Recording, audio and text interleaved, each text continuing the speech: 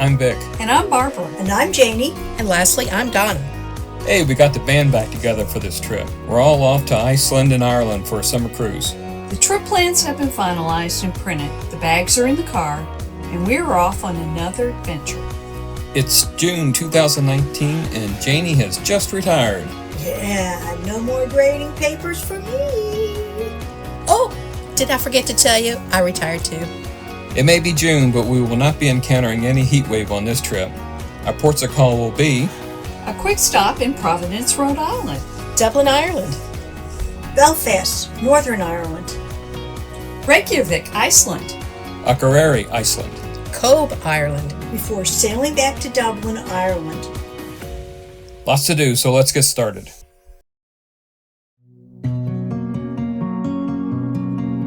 Generally, we don't fly budget airlines, especially overseas, but we got a great deal on Norwegian Air from Providence to Dublin that was too good to pass up. And using frequent flyer miles, we booked an early morning flight to Providence.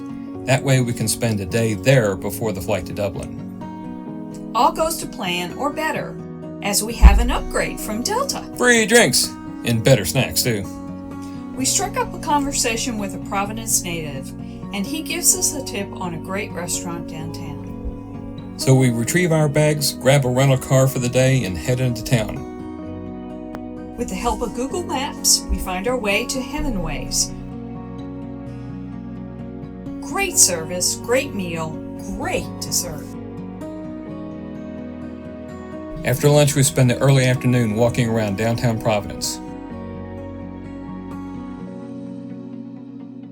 It's quaint and charming in a way that only old U.S. northern cities can be.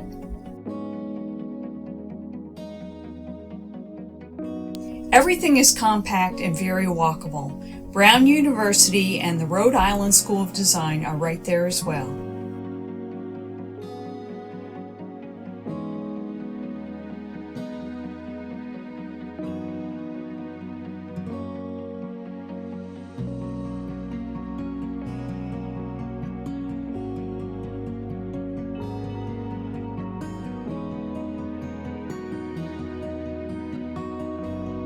We toured Stephen Hopkins' house. He was one of the original signers of the Declaration of Independence.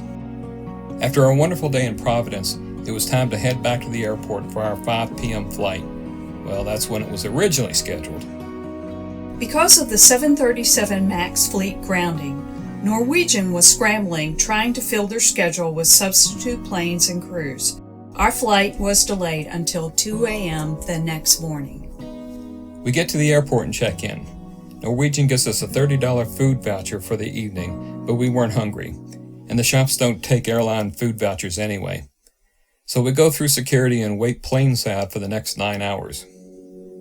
Good choice, since TSA shuts down at 10 p.m., and no one is allowed through after hours. A message that about 40 people on our flight didn't heed and missed their flight. Between the inbound flight not getting in until 12:35, our flight crew locked out by TSA, the control tower being closed, and our flight plan expiring, we don't push back till 6:10 a.m. This is why we don't fly budget airlines overseas. Good thing we had planned for a day in Dublin before we board the ship. We're off schedule now, but at least we're on the way to Dublin. Jenny and Donna had given us a heads up on where to catch the shuttle bus to the hotel. Finally, we meet up and head out to grab dinner locally at Little Venice Italian. Since we really didn't get much sleep at the airport or on the flight, it's time to hit the sack and get some sleep. After a good night's sleep, I hit the ATM in the hotel lobby for some local currency. Meanwhile, the rest of us get a very friendly hotel clerk to make us some coffee. We are reviewing our logistical plan before heading for the ship. Vic and I want to find a store where we can pick up some wine to carry on board. Celebrity allows 2 750 milliliter bottles of wine to be carried on board per cabin. Vic and Barb are asking us to be wine mules so they can get 4 bottles smuggled aboard. We hired a van and a driver to take us to the ship. The plan is to stop along the way. We checked around, and beside the carry-out stores, sometimes apothecary stores and convenience stores sell wine as well. We get in touch with the driver and he picks us up.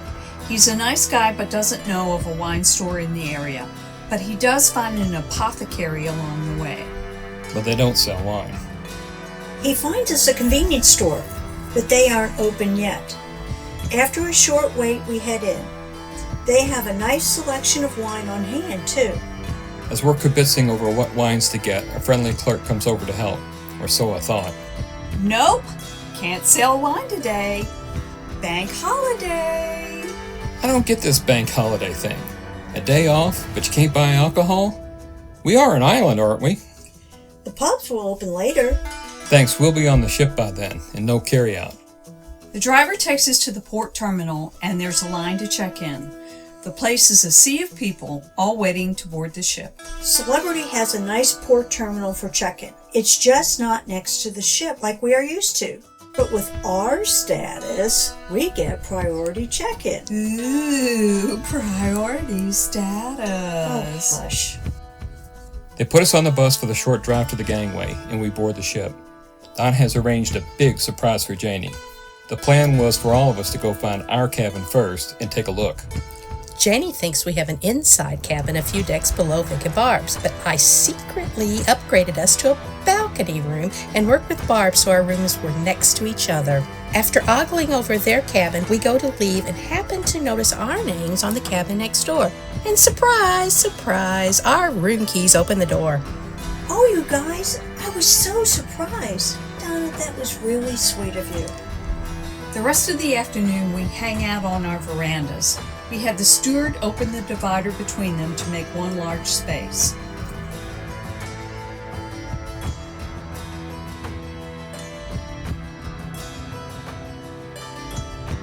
The air was cool, but the sunshine made it comfortable.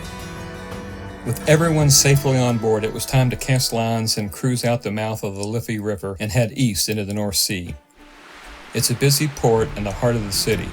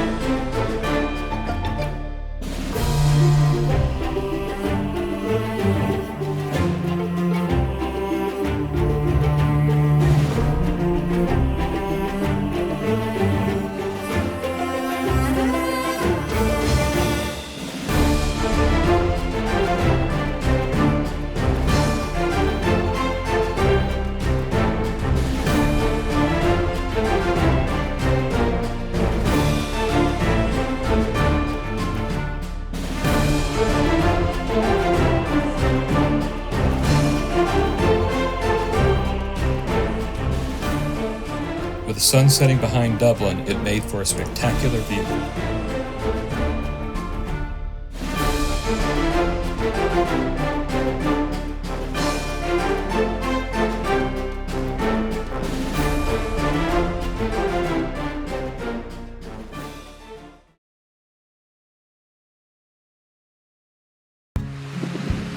It was a beautiful morning with sunlight filtering through the marine layer of the clouds and calm waters. We don't dock till 11 a.m., and it's a lazy morning in the cabin.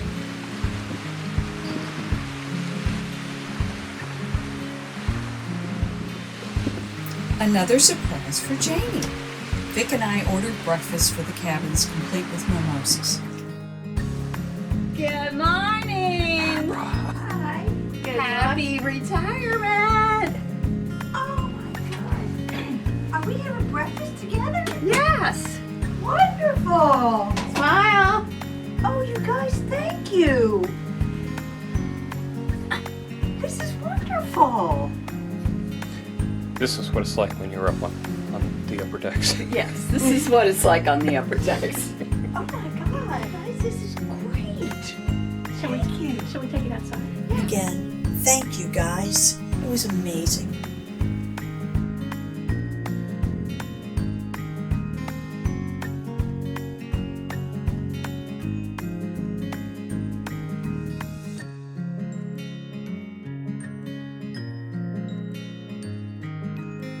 As we enter the harbor, the gray skies thicken. Looks like we're going to get wet today.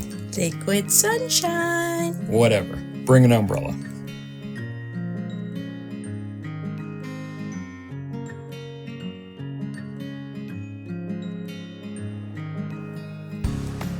Not growing up in or near a seaport, I find the daily activity of a port fascinating.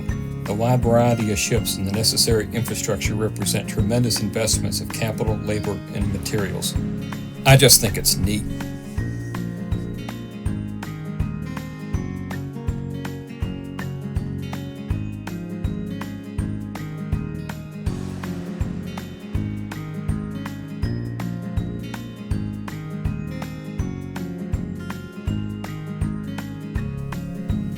Our tour today is out to the Giant's Causeway. Along the ride, our driver/tour guide points out and or stops at several sites along the countryside, like Dunluce Castle, which dates back to the 13th century. However, the castle has been slowly eroded away by the seas since the late 17th century. The countryside is a lush green landscape with lots of sheep, just what you would expect for Ireland, even Northern Ireland. We arrived at the Giant's Causeway just in time for some more liquid sunshine. The area is not exactly set up for the amount of car and bus traffic it attracts. We get dropped off with a time to meet the bus later for pickup. As you can see, there is a bit of a hike to walk down to the seaside and the basalt columns. For a fee, there is a small bus that will drive you down to the end of the road and back again. We decided to walk down. The Giant's Causeway is an area of about 40,000 interlocking basalt columns. Did you count them? You bet I did, sweetie. They are the result of an ancient volcanic fissure eruption. The landscape is so amazing.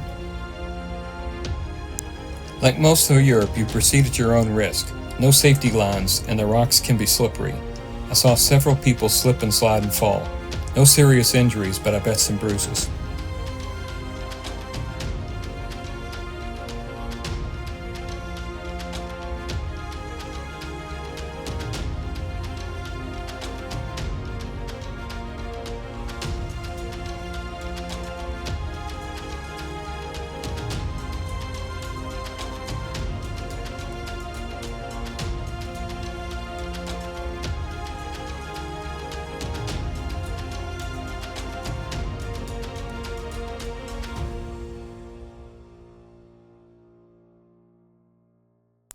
After a walk on the rocks in the rain, we opted to take the bus back up.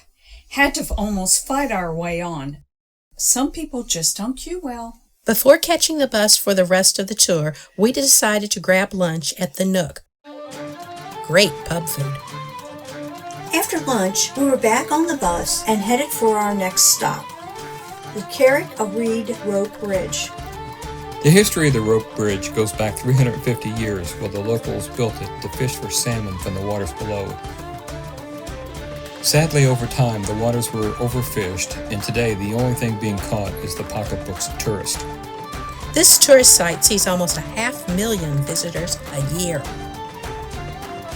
Carrickfergus Castle is another impressive medieval structure dating back to the 12th century. This military fortification was used continuously by one army or another for over 750 years until 1928. It sits on the coast facing the sea.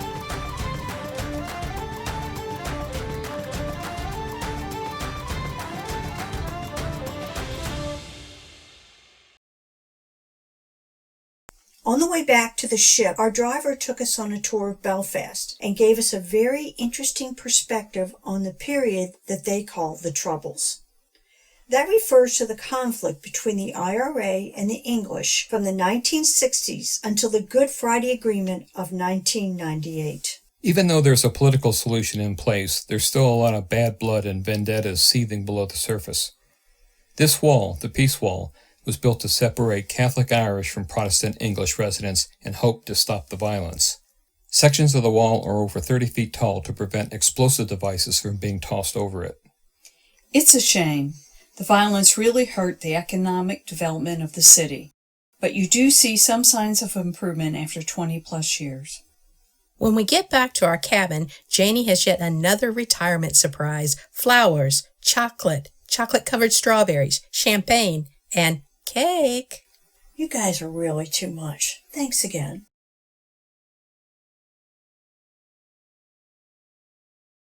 After leaving Belfast, we enjoyed a day at sea before sailing into Icelandic waters. The North Sea was rolling somewhat, but a lazy sea day was needed. A good day for origami, coloring, trivia, and reading. And cake! First impressions of Iceland are that the terrain doesn't look like anything we've seen before. Barren mountains in the distance with broad, flat green plains leading down to the sea. We arrived around 2 p.m. The plan is to walk to the rental car place and pick up our reserved car. We are driving ourselves on the Golden Circle tour.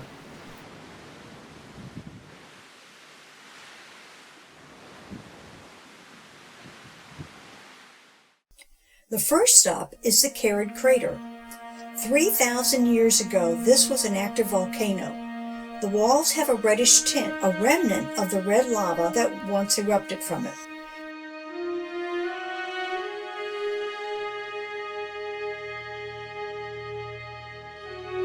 Iceland is the land of fire and ice, and this caldera is one of the 130 volcanoes on this island, and thankfully for us, not active.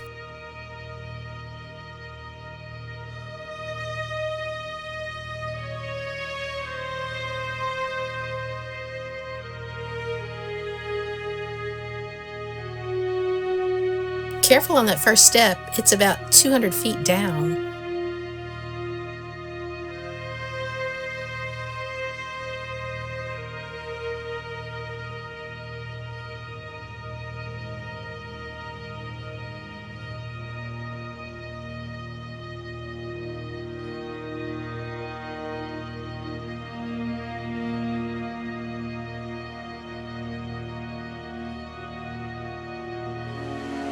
The second stop on our Golden Circle tour is the Gullfoss waterfall. From our initial viewing angle, it looks like the water cascades over 3 steps and just falls into the void. The spray gets picked up by the air currents and drifts across the crevice. When sunny, like today, you get the rainbows. If you want, you can walk all the way up to the edge, and the spray will soak you. That was so neat. The water originates from the glacier about 25 miles away. Absolutely fascinating how the river has carved its way through the rock into the chasm.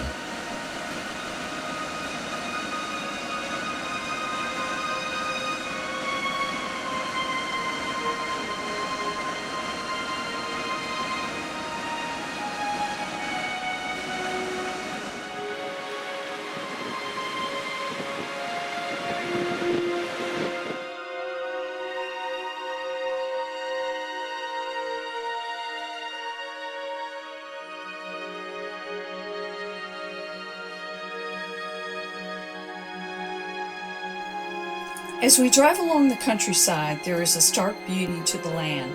Most of it is barren. Everything from old lava flows and volcanic cones to geysers shooting steam and hot water. But if you look closely, you see fast-flowing streams and signs of life. With such a short growing season, most farming is livestock.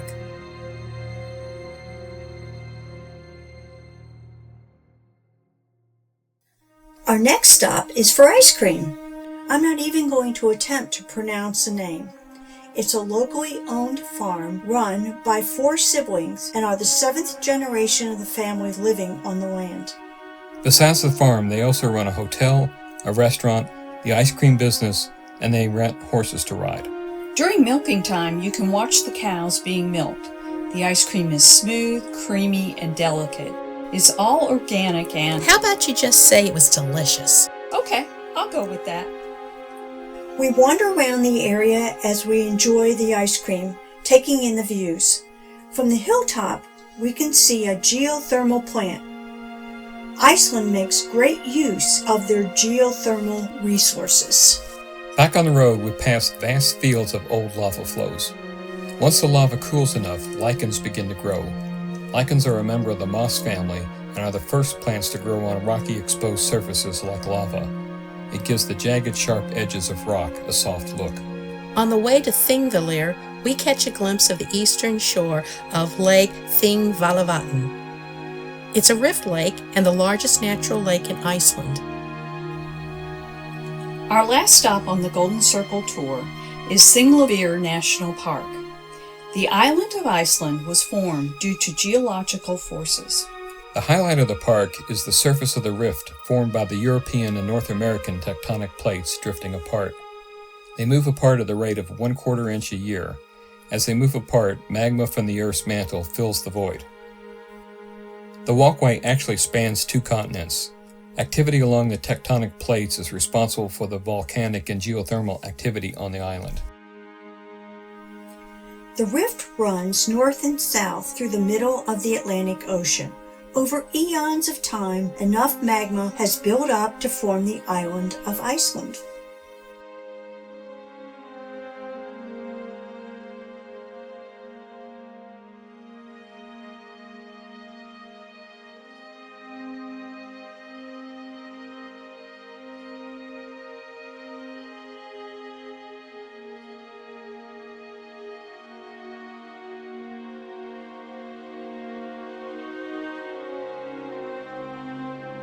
And what trip would be complete without a stop at a church? In this case, the Lutheran Church, Hallgrímur. Situated in the center of Reykjavik, it is one of the city's best-known landmarks and is visible throughout the city. The inspiration for the church comes from the basalt columns seen on Iceland's beaches, the same type of basalt columns seen across the ocean on the northern coast of Ireland, the Giant's Causeway. The church is the second tallest building in Iceland. In front of the church is a statue of Leif Erikson. He was a Norse explorer from Iceland and is believed to be the first European to set foot on the North American continent more than 400 years before Columbus. The statue was a gift from the United States to celebrate the 1,000th year anniversary of the founding of the Icelandic Parliament.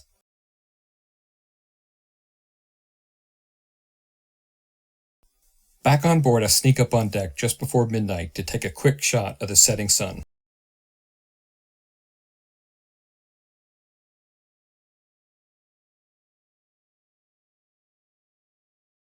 The next day is beautiful weather, and we are up early and on the bus. Today we are off to the Blue Lagoon.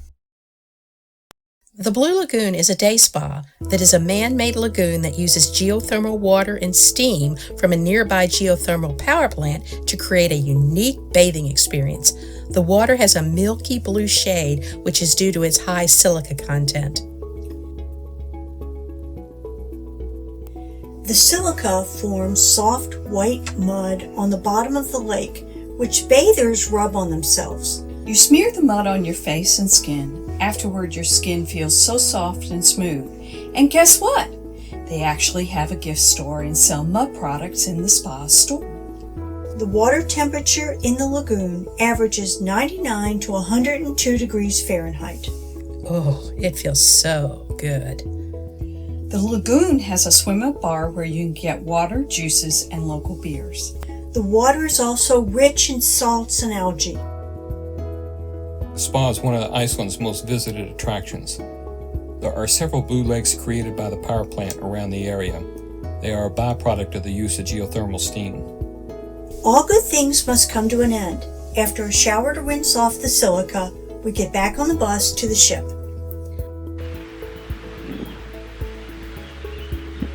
The scenery on the sail out is beautiful.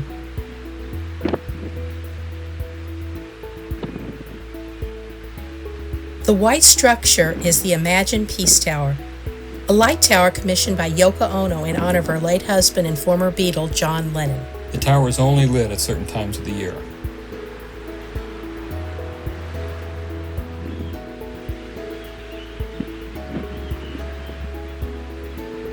Again, a great 2 days, guys. Yes. Another beautiful day and a stunning view of the sail into Akureyri. We are on the north side of Iceland and have a great view of the snow-capped mountains. During the night, our course crossed into the Arctic Circle. The air is cool and crisp today. Most of the population of Iceland lives in Reykjavik and the southwest corner of the island. Akureyri is the fourth largest city, but it's less than 20,000 people. The countryside is very sparsely populated. After the 1.8-mile hike debacle in Reykjavik to get the rental car, Vic and I put together a plan to get today's car. Vic walks to the car and the three of us find a Wi-Fi hotspot so he can text us when he is headed back to the port. Not too bad of a walk, just a good stretch of the legs. We load up the car again and head out with a sketchy map. We are headed to Godafoss, but need to make 2 stops for direction. Godafoss waterfall is another beautiful picture postcard vista. The Icelandic word for waterfall is foss. Goda roughly translates to idol or god. So this is the waterfall of the gods. There are walkways and bridges to spots that give great views of the waterfall. If you're brave enough, you can go beyond that to the edges or even climb the rocks down to the bottom of the falls. With the sunshine and the great weather, it was just a magnificent sight.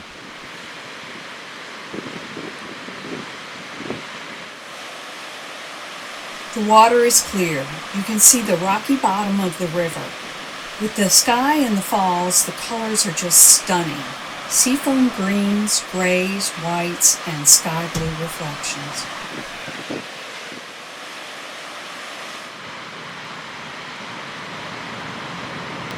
You could call this an out-of-the-way place. Besides the small gift shop, there's nothing around here for miles. Nothing.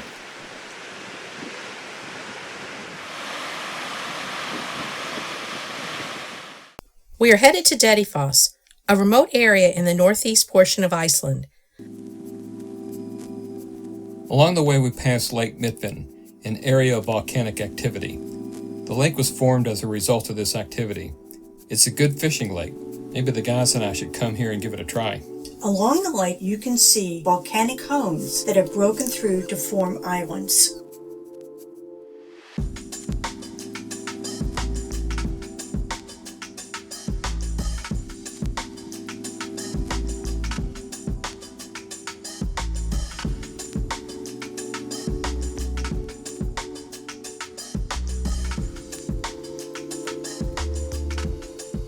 We are definitely climbing higher in elevation and the air is noticeably cooler.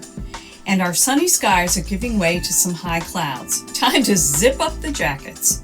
Directions to the place should read, drive to the end of the earth and then proceed about 10 miles. This part of the island is really remote. Most of it is a national park.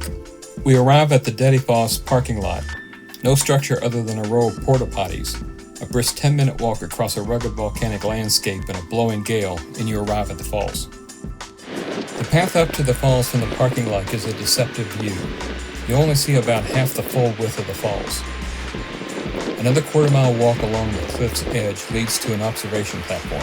Yeah, no, you're on your own on that one, babe. The wind and the spray are soaking us and the temperature is just above freezing. The falls are reported to be the second most powerful waterfalls in Europe.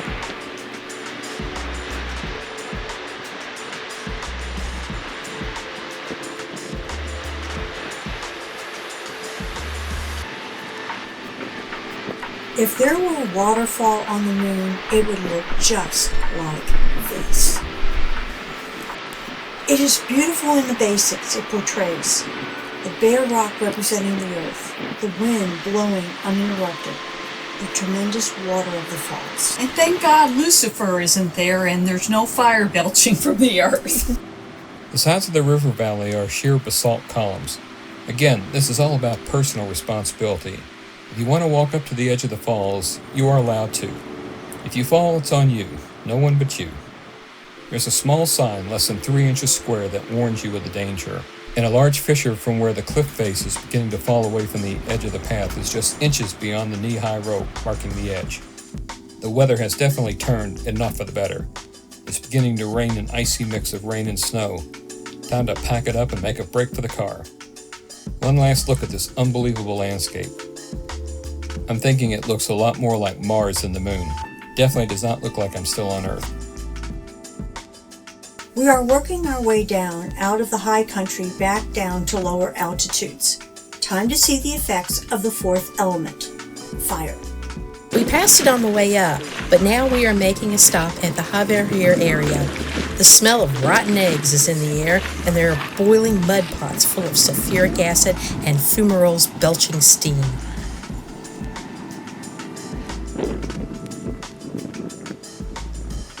Just another reminder that the earth we are walking on thinly covers a volcanic hotspot.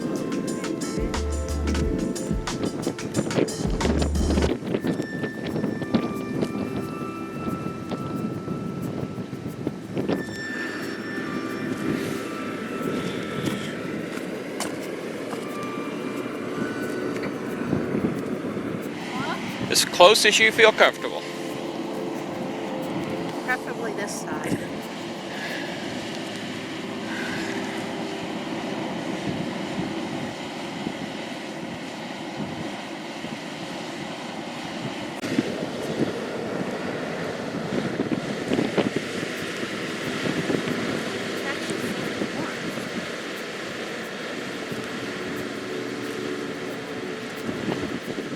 The steam coming out of the ground has a high sulfur content. Sulfur collects on the rocks at the base of the fumarole.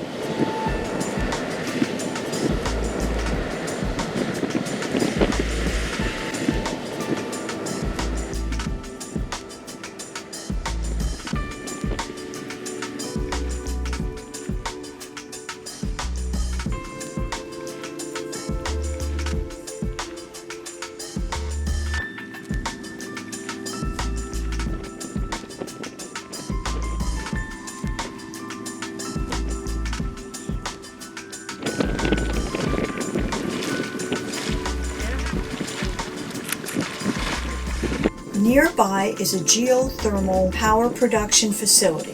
Again, the byproduct of the geothermal power is a blue lagoon. No swimming in this one.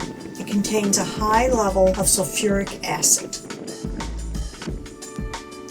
On the way back to the ship, I asked if we could swing by the Akureyri Christmas house. It was closed due to the lateness, but it still looked cute.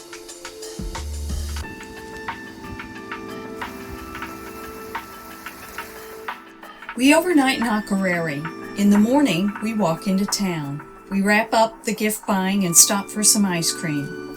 A little mugging for the camera, a good snap for the folks back home.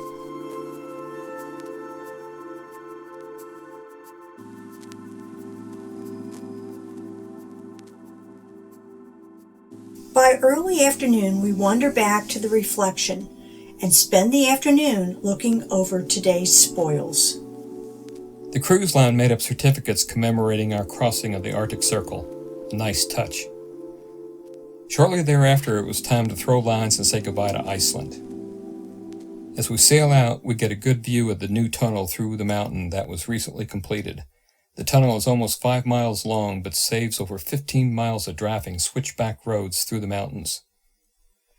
It's a toll tunnel, but has hot and cold running water. During construction, they encountered hot and cold springs while tunneling through the mountain. Another picturesque sail into a quaint seaside town, Cobh. For a while it was renamed Queenstown, but after the end of the English rule, the name reverted to Cobh.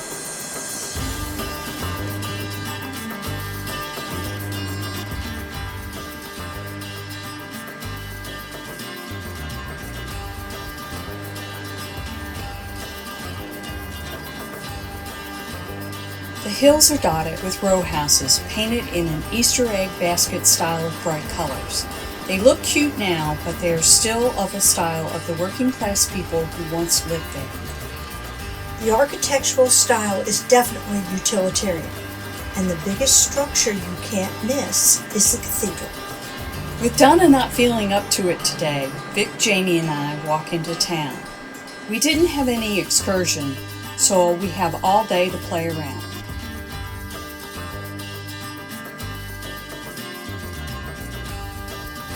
This small town has its share of historic moments. The Lusitania Memorial testifies to the lives lost close by here when the German submarine sunk the cruise ship Lusitania. It was also one of the major Irish ports for the Irish emigration. It was because of the immigration trade that the Titanic made its last stop here before leaving for America. We climb the streets and make our way to High Street, aptly named because it is high above the town. We came up here to see St. Colman's Cathedral. From its prominent position atop the hill, it overlooks the Cove Harbor. It's young as European cathedrals go. Begun in 1868 and finished in 1919, it's a youthful 100 years old.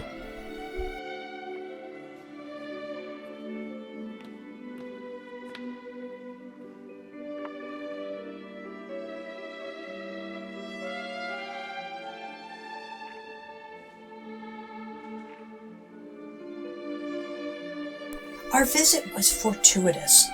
We were able to enjoy the practice session of a woman playing the Ave Maria in the church.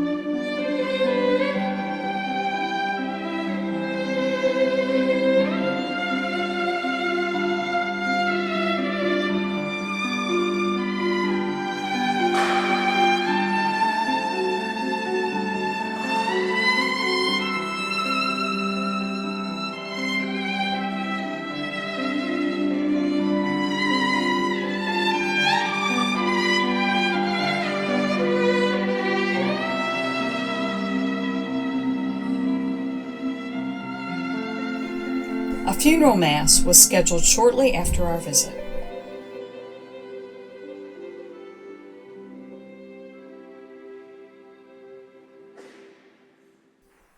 Back on the street, we wander aimlessly up and down the hilly streets, finally working our way back down to the harbor.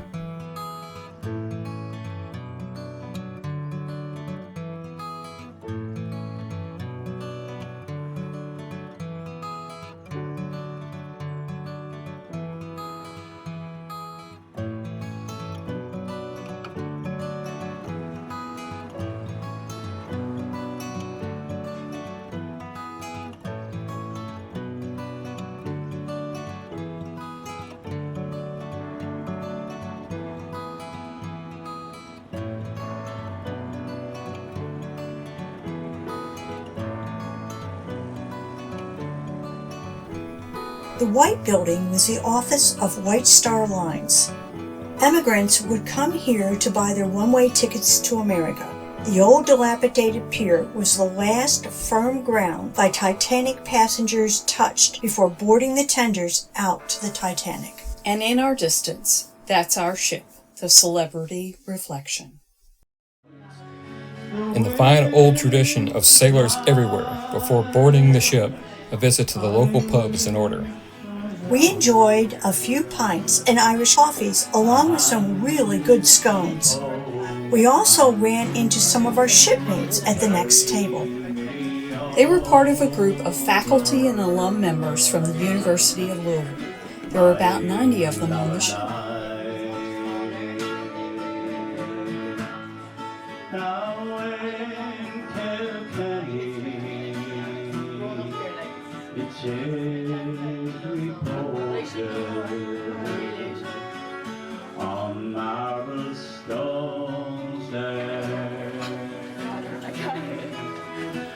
More live music.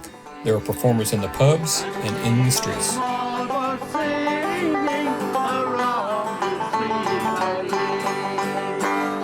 We popped into a museum for a few minutes. It was undergoing a renovation, so not a lot of exhibits. But in one room was a gentleman working on a mural. He was kind enough to let me video his work.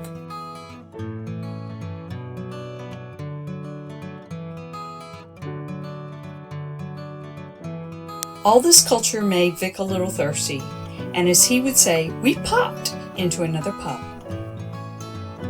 They had a fine selection of ales to try. Before things got too out of hand, we gave Mom and Dad a call home to let them know that their children were getting popped in an Irish pub. Which ale do you want to try next, Vic?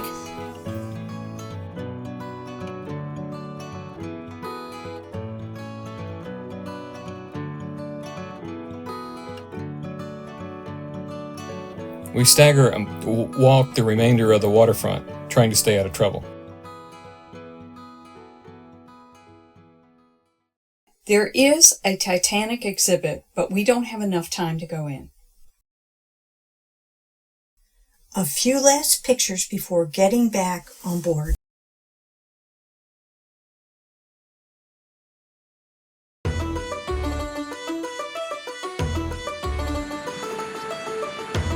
I woke this morning and stepped out on the veranda. It was a gray, misty morning. We were just sailing up the mouth of the Liffey River into the Dublin harbor. The strange part is we were sailing backwards. That's a 125,000-ton ship cruising backwards. At over 1,000 feet in length, the reflections is too long to turn around in the harbor. So with the use of the two main Essopot engines which swivel in all directions, we are backing into place.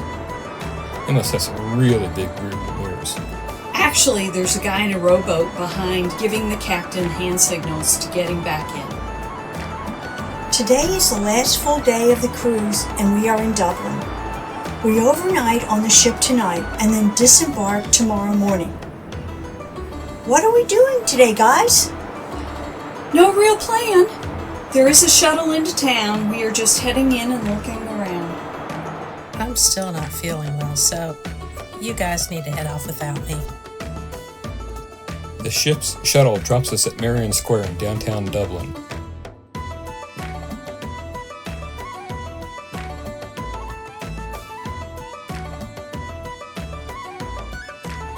Janie had asked if we were close, could we go to Mercy International on Bagot Street. Catherine Macaulay, the founder of the Order of the Sisters of Mercy, established the order at a home on Bagot Street. After teaching at Mercy all those years, it would be neat to visit the home. It wasn't very far, and after confirming directions with the driver, we set out, and we found it with no trouble. We were welcomed into the house where we met Sister Carita, who gave us a tour of the facility. After the tour, we had tea and scones. We had an absolutely delightful time with Sister Carita. There was one more gentleman, a school teacher, who joined us on the tour. At tea, we had a good conversation talking about schools in our respective cities. After saying goodbye to Sister Carita, we ended up in St. Stephen's Green, a large park in the center of Dublin.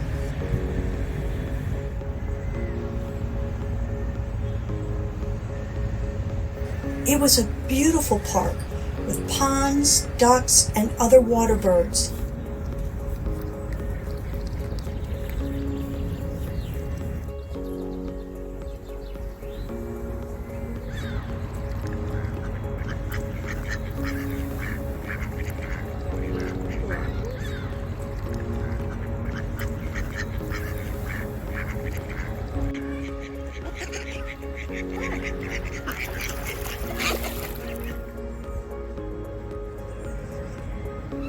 Exiting St. Stephen's Green, we found ourselves in the downtown shopping district. We decided to pick up the last of our souvenirs.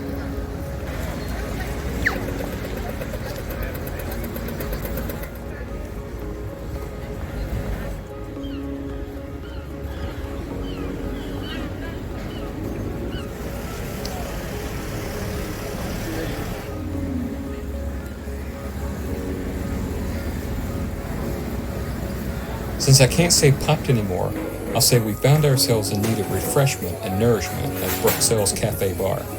Oh, look, Vic, they serve beer. Well, when in Rome.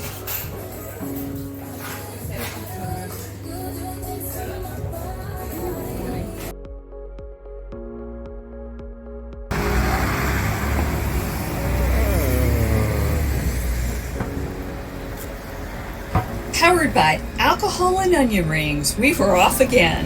This time to the Trinity College area. Another little beehive of activity. Pretty neat.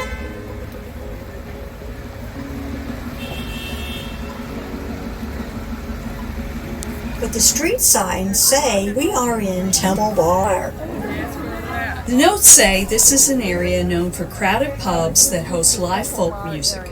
Diners pack restaurants serving Asian, American, and Irish cuisine.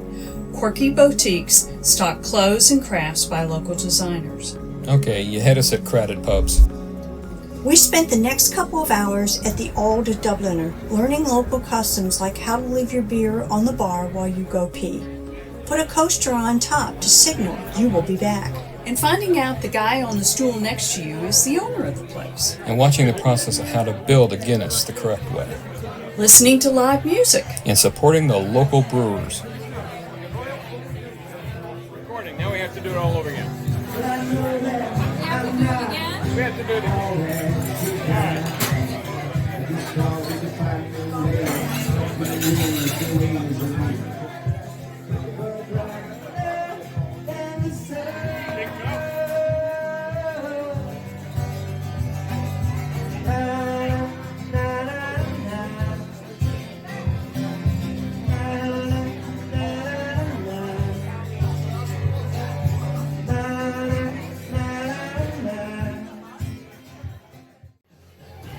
This is that build a Guinness process.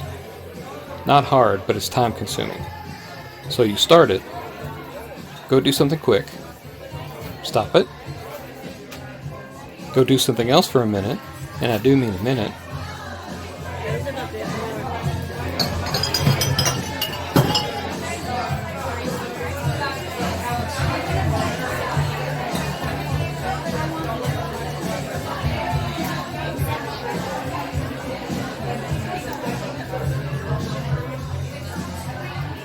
Personally, I don't care much for Guinness, but I know people who do. Now we have to walk back through all that madness. It's all right. That's okay. We stayed fortified. I mean, it's relatively easy to navigate. I get it. All right. Then come back and top it off. And it's ready to serve.